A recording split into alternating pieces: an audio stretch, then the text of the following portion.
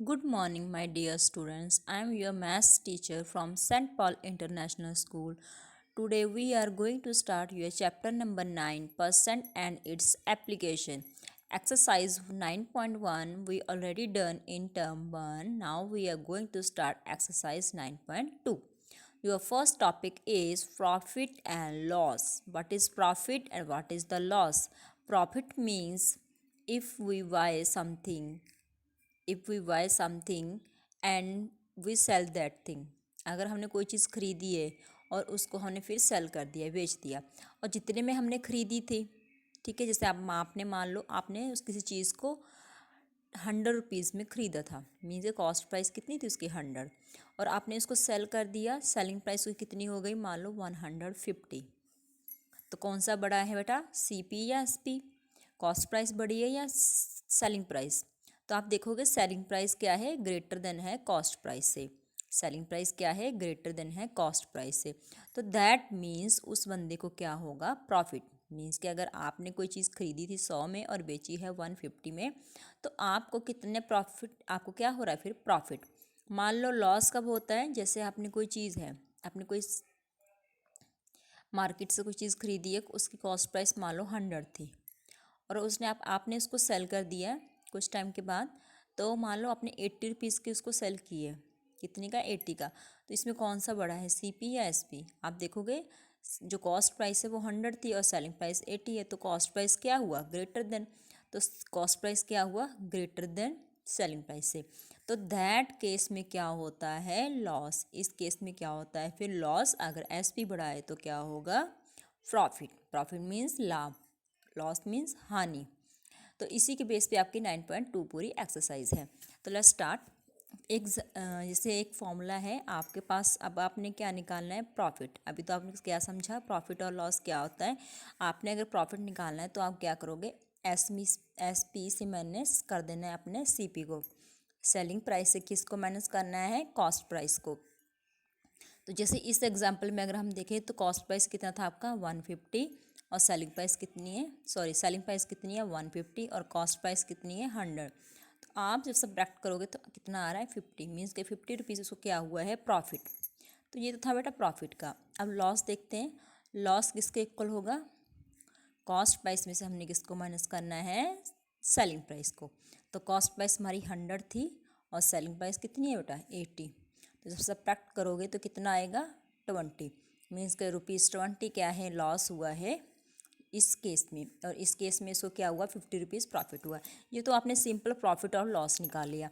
अगर मैं आपको बोलूँ प्रॉफिट परसेंट निकालो, क्या बोलूँ, प्रॉफिट परसेंट निकालो, तो परसेंट निकालने का बेटा फॉर्मूला होता है, जैसे कि आपके पास प्रॉफिट हुआ है, प्रॉफिट आप क्या लिखोगे, profit upon cost price, profit upon cost price into 100।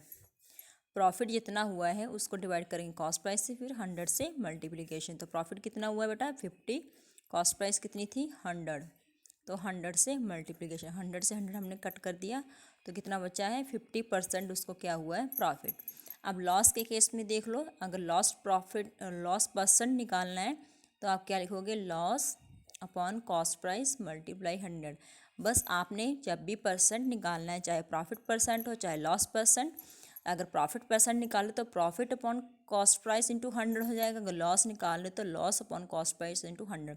Means कि कॉस्ट प्राइस 100 क्या रहेंगे दोनों में, सेम। बस यहाँ पे प्रॉफिट आ जाएगा, यहाँ पे लॉस। तो लॉस कितना हुआ बेटा, 20। तो मीन्स के उसको 20% क्या हुआ है, लॉस। तो ये तो था प्रॉफिट परसेंट और लॉस परसेंट निकालने का फॉर्मूला। पहले प्रॉफिट निकाला जाता है इस तरीके से, और लॉस इस तरीके से, और प्रॉफिट परसेंट इस फॉर्मूले से आपका निकलेगा और लॉस परसेंट इस फॉर्मूले से निकलेगा। बेटा नेक्स्ट है, अगर आपके पास कॉस्ट प्राइस दिया हुआ है, उसमें कितना गेन हुआ है वो भी दिया है, कॉस्ट प्राइस दिया है और कितना गेन हुआ है वो दिया है, और आपको कहा जाए भी उसकी कॉस्ट सेलिंग प्राइस निकालो। क्या कहा जाए, सेलिंग प्राइस निकालो। तो इसका फॉर्मूला होता है, जो सेलिंग प्राइस है वो इक्वल होता है कॉस्ट प्राइस इनटू 100 प्लस जितना उसको गेन हुआ है, गेन अपॉन 100। गेन परसेंट है, आपको गेन परसेंट दिया हुआ है यहाँ पे। सेलिंग कॉस्ट प्राइस दी है, गेन परसेंट दिया है, आपको कहा है सेलिंग प्राइस निकालो।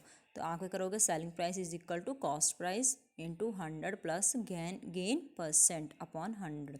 तो ये तो था आपका, जब कॉस्ट प्राइस और गेन परसेंट दिया तो सेलिंग प्राइस निकालने का फॉर्मूला है। अगर आपके पास मान लो सेलिंग प्राइस दिया हुआ है और गेन परसेंट दिया हुआ है और आपको बोला जाए भी कॉस्ट प्राइस निकालो इसका, तो कॉस्ट प्राइस इसके इक्वल होगा selling price into 100 upon 100 plus gain percent. Cost price इसको इक्वल हो जाएगा selling price into 100 upon 100 plus gain percent. तो ये इसका फॉर्मूला निकालने का। अब नेक्स्ट है, जब इन दोनों केस में क्या था, गेन हो रहा था उसको, मीन्स के प्रॉफिट था। अब क्या है, लॉस आ रहा हो। जब लॉस आ रहा हो तो आपको बोला जाए एसपी दी है, लॉस दिया है तो सीपी निकालना है। तो सीपी निकालने का फॉर्मूला होता है एसपी इंटू 100 अपॉन, अब आपने क्या करना है, प्लस की जगह माइनस कर देना है। तो ये आपका कॉस्ट प्राइस निकालने का फॉर्मूला है। इसी तरह अगर आपके पास सीपी दिया हो और लॉस दिया हो और आपको बोला जाए सेलिंग प्राइस निकालो, तो सेलिंग प्राइस निकालने का फॉर्मूला क्या होता है, cost price into 100 minus loss percent upon 100। तो ये फॉर्मूला होता है कॉस्ट प्राइस निकालने का, सॉरी सेलिंग प्राइस, जब कॉस्ट प्राइस दिया हो, लॉस दिया हो और आपको सेलिंग प्राइस पूछा गया हो। तो ये बेटा 4 फॉर्मूले हैं, आपने इसी के अकॉर्डिंग इस एक्सरसाइज को सॉल्व करना है। Thank you.